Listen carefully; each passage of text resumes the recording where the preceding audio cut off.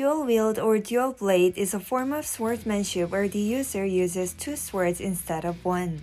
Compared to a traditional one sword, the user needs to have a significantly stronger grip of their swords, and even then their attack would be much weaker and unstable. Because of this, it is not an ideal form of swordsmanship, but in the world of anime, their approach of double the sword, double the damage and speed is shown in many animes. In today's video, we'll be discussing some of the best dual blade users in all of anime.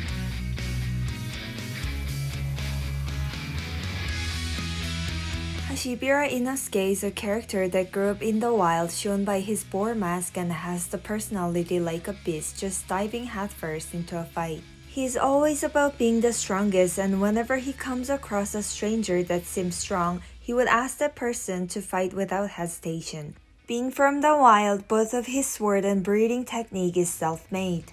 The sword that Inosuke uses is made by breaking the edges of the sword with a rock that makes the sharp end also ridged, making it cut through even more violently. His breathing technique, beast breathing, is also self-made that enhances Inosuke's senses as well as his physical strength that closely mimics the animal's primal senses. Even though he made everything for himself, his breathing technique or his fighting style is not weak compared to other breathing techniques. His combat senses are also very different, and in his final selection test, he entered first and was the first survival that made it out. In his first encounter with Zenitsu, he attacked him without hesitation, and on enraged, Tanjiro broke his rib, but Inosuke showed little sign of being in pain and continued to fight Tanjiro. In the Nataguma Mountain arc, he battled one of the lower rank 5 Rui's family member, the Dead. Even though he couldn't defeat the father at such young age, he managed to slice off the father's arm. On a side note, Inosuke is known to call people's name wrong. He would call Kamado Tanjiro by Kamaboko Gonpachiro, and he would call Zenitsu by Monitsu. Kamaboko Gonpachiro translates to celebrating fish cake.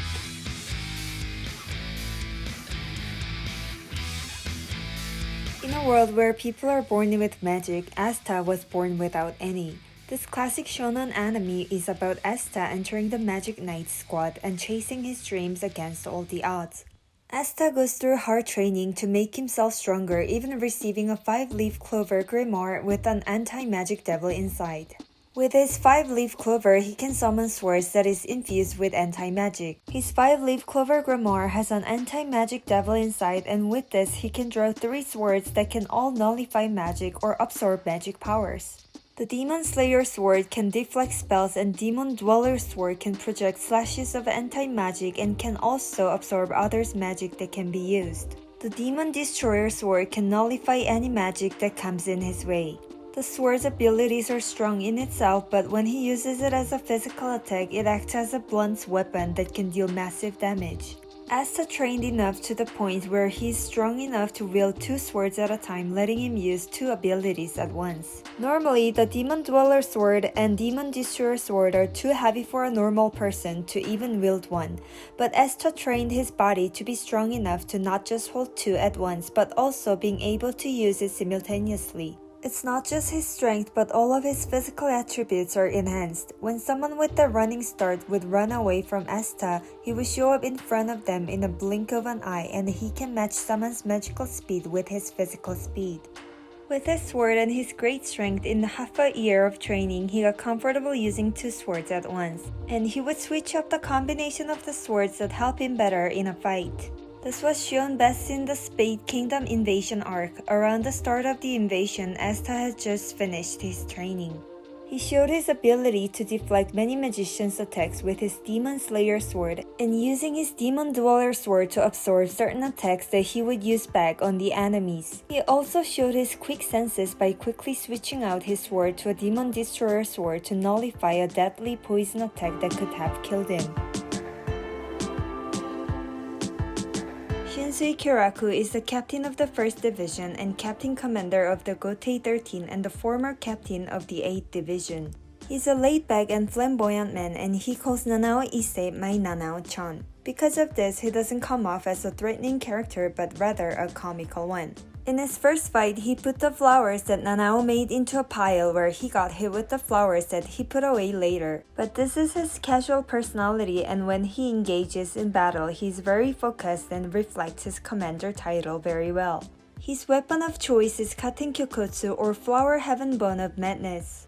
The Zanpakuto is unique in the way that it makes the rules, and anyone who steps within the boundaries of its spiritual pressure is forced to play by those rules, including Shinsui himself. All of the rules that the characters have to play by are a form of a children's game: the Kageuni, the Takaoni, and the Iruni. The rule of this game is that whoever gets their shadow stepped on loses. The game itself allows competitors to manipulate shadows to their advantage. For the Takaoni, the game is whoever is higher up wins, where the loser would die.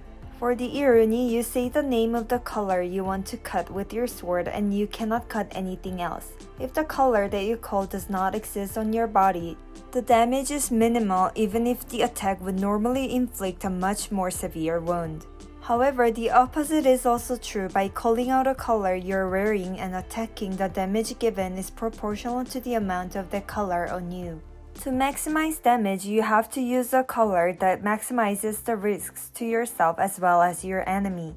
While these are powerful moves, every move has its own weakness as well. Because it is a game with fair rules, if the opponent can outsmart Shinsui, they would come out as the winner, and there are also the fact Shinsui himself doesn't know what game will be used, as the sword itself has its own entity and call out the game the sword would like to play. However, Shinsui doesn't care too much about the weaknesses, but rather even takes time to explain the rules to others. Coyote Stark is an Arankar and the Primera Espada in Sosuke Aizen's army. When Shinsui battled him, he used the Iruni, and when the ability was used, Shinsui took his time to explain the rules to Coyote. On a side note, even though he doesn't seem like he cracks under pressure or anything like that, he is known to be very sensitive and whiny in battle. In one instance, when Ichigo's team went on a mission to rescue Rukia Kuchiki, Shinsui comes across one of the members, Yasutora Sado, and while sitting down easily deflected Sado's attack and sarcastically said that it was very dangerous, then proceeds to easily beat Sado. Levi Ackerman is the squad captain of the Special Operations Squad within the Survey Corps. He gives off a cold impression and is a clean freak that cannot leave anything unchecked in his sight, even checking under the desk that no one cared to clean it. For a man that's in his 30s, he's very short to the point where his only wish would be to become taller. While having these odd features, he holds the title of being humanity's strongest soldier. His combat senses and skills are off the chart, where it is said that he equals 10 brigades strength or even equals the total 9 titans at once. His vertical maneuvering equipment usage is unbelievable, one of the best users in the whole anime. His equipment is no different than what other soldiers have. It is solely his skill that earned him the title of being the best user. His combat skills are shown from the battle against Female Titan, rescuing Eren Yeager, and all the way to the fight with the Beast Titan. In his battle against the Female Titan, he rolled himself into a ball and spun his blade along the arms of the Titan and then went on to deal massive damage all over the Titan. In the Return to Shiganshina arc, Levi faces against Zeke Yeager, the Beast Titan. Levi lost many members in their efforts to get close to the Beast Titan, but as soon as Levi and his group got close enough, Levi jumped to the Beast Titan. He quickly cut through one of the arms and then cut Titan's eyes and leg in quick succession. Just as the Titan realized his eye had been cut, the Titan's leg was already cut badly and fell. At this point, Zeke tried to harden his body up to protect himself from further damages, but even before the body could harden, Levi already cut the Beast Titan down and took Zeke out. Vertical maneuvering equipment is usually best fitted for the forestry, where there are lots of branches and trees that the user can swing off. But Levi has shown that even in the open, he can freely maneuver around many titans and take them out. According to the writer, during the Female Titan arc, Levi was already too strong and couldn't keep making him stronger, so during the Eren rescue mission, the author made Levi be hurt so that he wouldn't be in the story during this mission. King Bradley is the leader of Amestris, and unlike his title, he's rather a pleasant and calm individual that even would sneak out to give gifts and hide from the assistants that are looking for him. In one instance, he gave a melon to Edward Elric as a gift when he and his younger brother Alphonse was in the hospital, and afterwards mischievously sneaking out a window in the Elric brothers' hospital room to escape his assistant who was looking for him.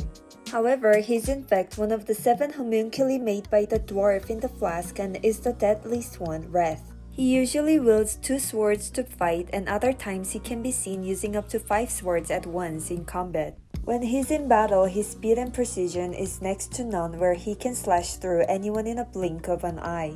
Being a homunculi, his gifted ability isn't like Greed's ultimate shield nor like Pride's shadows, but it is his superhuman physical abilities and his ultimate eye. With his superhuman attributes and his ultimate eye, he can see a bullet's path and he can easily deflect Roy Mustang's alchemy with a flick of a finger. His strengths were first shown in his battle against Greed. Greed usually uses his ultimate shield and tends to fight close range, but King Bradley didn't even give him a chance to transform and quickly took him down. Even in the battle against the 12th Crown Prince of the eastern nation of Xingling Yao and his bodyguard Len Fen, he attacked Len Fen so quickly that she was caught off guard and had to amputate her arm because of his attack. In his final battle, he confidently walked in through the main entrance by saying that he won't make a mockery out of himself by entering the back door of his own palace, then proceeded to take out everyone in the building by himself. He single-handedly caught a tank missile, then proceeded to take out the driver by stabbing it through a narrow opening of the tank. He managed to do all of this with 1 sword, not even wielding 2. He went through many characters' battles that whittled him down and barely managed to defeat him while causing many deaths of soldiers and important characters. With his old body, Greed cutting his ultimate eye, many cuts and bullet marks, falling down into the sea and swimming, and not knowing the fact that Bradley didn't know that Scar had both deconstruction alchemy and reconstruction alchemy, barely managed to bring him to his death. This took more than taking down the actual final boss, the dwarf in the flask.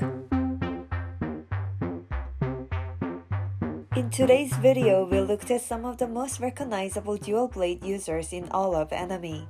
Those characters who have special abilities within their sword are cool in their own rights, but in my opinion, it is ones that uses a regular sword and shows off their swordsmanship in traditional ways. What other dual blade users are out there?